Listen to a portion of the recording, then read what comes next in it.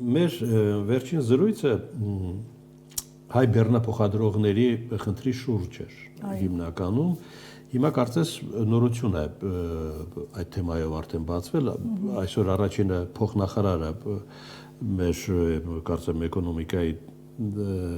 հայտնում է, որ Ռուսաստանը որոշել է 90-ը կրկնապատկել, այսինքն դարձնել 180-ով։ Դա լուծում է խնդիրը։ Դա կլուծի խնդիրը, բայց Ռուսաստանը որոշել է, բայց դեռ չի ընդունել, այսինքն Ռուսաստանը անընդհատ կրկնում է, որ իրենք անշուշտ քննարկում են եւ կցանկանան, բայց դեռ ուժի մեջ չի մտել այդ որոշումը։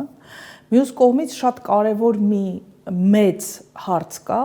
որը որևէ քննարկման ընթացքում չի շոշափվում, ինչը անպայման պետք է շոշափվի, դա այն վարորդների հարցն է, որոնք մինչ օրս ոստիկանության կողմից մուտքի արգելք են ստացել եւ առնվազն 5 տարի չեն կարող մեկնել Ռուսաստանի Դաշնության տարածք։ Եթե անգամ փոխեն, լիբերալացնեն, այսինքն որ պահից սկսած կվերաբերվի այդ 180 օրը, այն պահից երբ կընդունեն, իսկ արդեն մուտքի արգելք ստացածների հարցը ինչպես կլուծվի, որովհետեւ 200-ից ավել դիմում միայն ես եմ ուրեմն ստացել եւ այդ դիմումները ուղարկել մեր ներքին գործերի եւ արտաքին գործերի միջոցով ԵԱՏՄ հանձնաժողով եւ իրենք էլ դիմումը ներկայացրել են ըստ այդ տվյալների Ռուսաստանի Դաշնության ներքին գործերի նախարարություն եւ բոլոր նրանք ովքեր հայտնվել էին վերահսկվող անձանց ռեեստրում, իսկ դրանք 145-ից մի քիչ ավել են, նրանց բոլորին հանել են ռեեստրից պայմանով, որ այս տարի այլևս չեն մեկնելու, կմեկնեն մեկ էլ 2026-ի հունվարի 1-ից հետո, այսինքն այդ հնարավորությունը կունենան այդ ժամանակ եւ առայժմ 90 օր ունեն դեռևս հաջորդ տարվա համար։ Իսկ նրանց ում ոստիկանությունը գտնվելու ժամկետը խախտելու պատճառով դրել է արդեն մուտքի արգելք, այս մարդկանց հարցը որևէ կերպ չի քննարկվում։ Քիչ չի առնվազն իմ բազայում եղած տվյալներով 61 թե 65 հոգու մասին է խոսքը։ Լավ, այսինքն այս պահին դեռևս հայ բեռնափոխադրողը Ռուսաստանում միգրանտ է համարվելու։ Ընդհանրապես օտարերկրացի, որը գերազանցել է ժամկետը, իրենք այդպես են, որովհետև իրենք միգրանտ տերմին օրենսդրության մեջ չունեն։ Իրենք դիտարկում են որպես օտարերկրացի, որը գտնվելու ժամկետը խախտել է ընդամենը։ Հիմա առանց վիզայի Ռուսաստանում գտնվողների նկատմամբ ինչ կարգ է գործում։ Գործում է տարվա ընթացքում գումարային 90 օր գտնվելու կարգը, եթե իրենց այցի նպատակը աշխատանքը կամ ուսումը չի։ Մնացած բոլոր դեպքերում գումարային 90 օր։ Եվ սա է աբսուրդը, որ բեռնափոխադրողներին կամ ուղևորափոխադրողներին վերագրվում է այս օրենքը։ Ես ավելին ասեմ, եւ Ռուսաստանի Դաշնությունը կարիք չունի օրենք փոխելու կամ երկարացնելու ժամկետը։ Ես բազմաթիվ անգամներ ասել եմ, բավական է քաղաքական կամք ընդհանրապես հայտարարելու, որ ԵԱՏՄ համաձայնագիրը ավելին է, բարձր է, քան իրենց ազգային օրենսդրությունը։ Իրենք հիմա ստորադասում են ԵԱՏՄ համաձայնագրին, որտեղ համաձայնագրում այս մասը շատ հստակ ներկայացված է։ Եվ հենց այս օրենքի կիրառումը հակասում է ԵԱՏՄ պայմանագրին։ Լավ, եթե մարդը 90 օր գտնվում է Ռուսաստանում, չի հասցնում վերադառնալ, հասկացանք, 90 օրը անցավ, ունի հնարավորություն երկարացնելու Ռուսաստանում, չունի։ Ինքը պետք է լքի ՌԴ տարածքը։ Ու հիմա նոր փոփոխություն է։ Ինչ հիմնավոր պատճառը լինի նրա մոտ։ Հիմնավոր պատճառը միայն հիվանդանոցում ստացիոնար բուժումն է, որը ընդհատել հնարավոր չի եւ միայն այդ դեպքում, եթե հիվանդանոցը կտրամադրի համապատասխան տեղեկանք, որ իր տեղաշարժը անհնար է, միայն այդ դեպքում ինքը կհամարվի, կշարունակի համարվել ՌԴ տարածքում օրինական գտնվող։ Գանք Մոսկվայի եւ Մոսկվայի շրջանի այդ փորձարարական միգրացիոն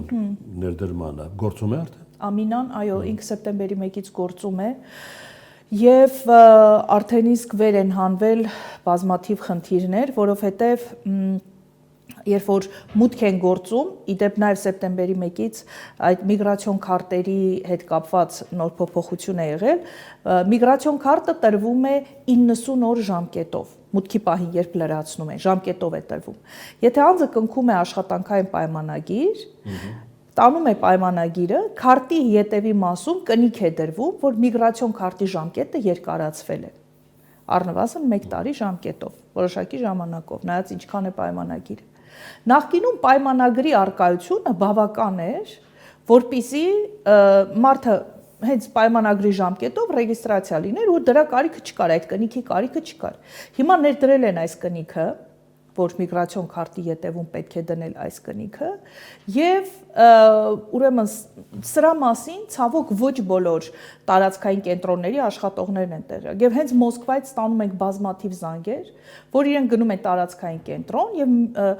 ներքին գործերի միգրացիոն ծառայության տարածքային կենտրոնի աշխատակիցը տեղյակ չի դրա մասին եւ ինքը չի դնում այդ կնիքը։ Մարդը հայտնվում է անելանելի վիճակում։